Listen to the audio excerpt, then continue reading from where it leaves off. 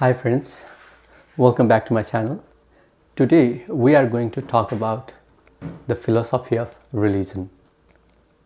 Throughout the history, all of the sages are trying to teach us a very deep and profound philosophy which has both theoretical and practical. First postulate of all the religions throughout the world is that we are not separated from the universe. This so-called apparent duality is not real. Most of the people around the world would think that matter is the fundamental reality. I am separate from the universe. I am separate from the nature around me. It seems like the I, the existential I, which is also known as being, for itself in Sartre's terminology and Dasein in Heidegger's terminology, this I seems to be separated from the rest of the universe and our nature. And since they are separate, that's why this I either tries to control or manipulate the universe or the nature. All of our scientific attempts, all of our socio-political efforts throughout the history is this attempt of trying to take control over the nature of the universe, trying to manipulate nature, right? Because we want to preserve the idea of I. We want this I to continuously get evolved.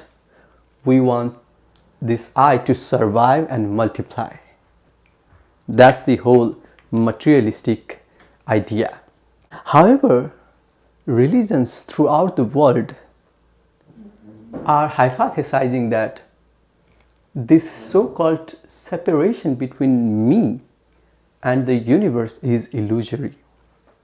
And it is coming from the fundamental mistake that I is a very limited or separate entity that is present in this body. What we naturally think is that I have this body, and inside this body a metaphysical or mental thing called I appears, right? Just like what Descartes would suggest. And this I which pops out inside our body is different from what I'm seeing around me, different from the universe, different from the nature, different from this room. However, all the religions throughout the world, particularly the Eastern philosophy and psychology, would suggest that this is a fundamentally wrong assumption. What we are doing here is we are trying to reduce the universal into a particular. We are trying to reduce the global phenomenon into a limited, localized phenomenon. Let us go deeper into that slowly. So religions would say that the I, it's not the fundamental reality but an ego. And this ego is absolutely necessary and for protecting the physical organisms.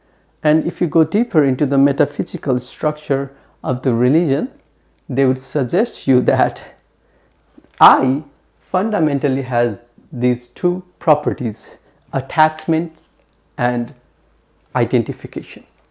So whenever this I gets attached to something, it identifies itself with that thing. Immediate thing that the I gets is my mind, and then my body, and then the physical universe. So gradually it attaches itself with these objects and gets identified with them. And I gets identified with the mind, it says that I am the mind.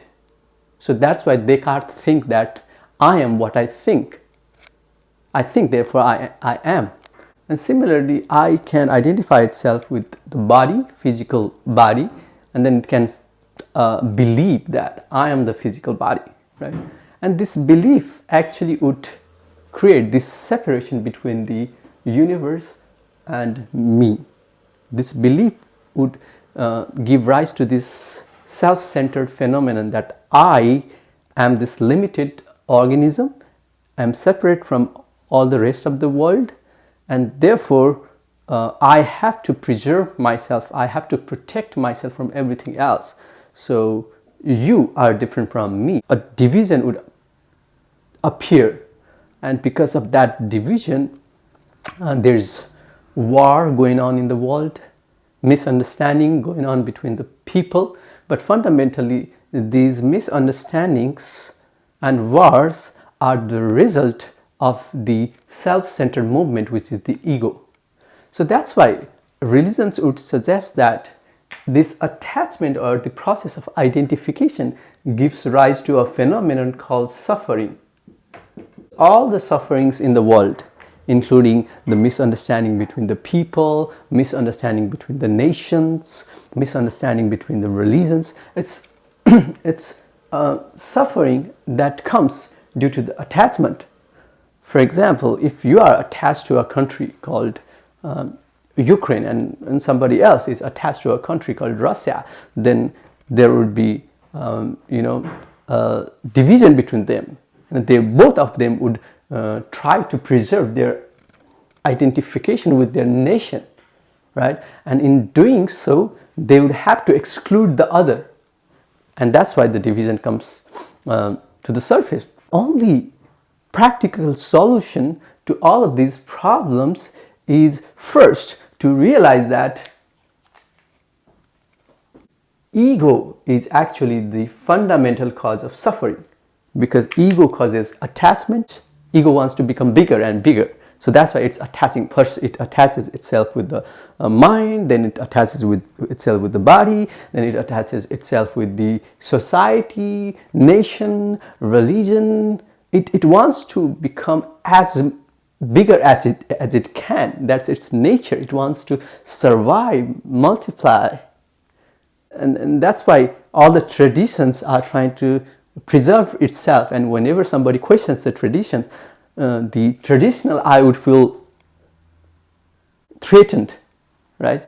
So all the emotional problems, including insecurities, jealousy, envy, and also the problems that we are seeing around the world, is the result of ego. And the fundamental attribute of the ego is attachment, and attachment creates suffering.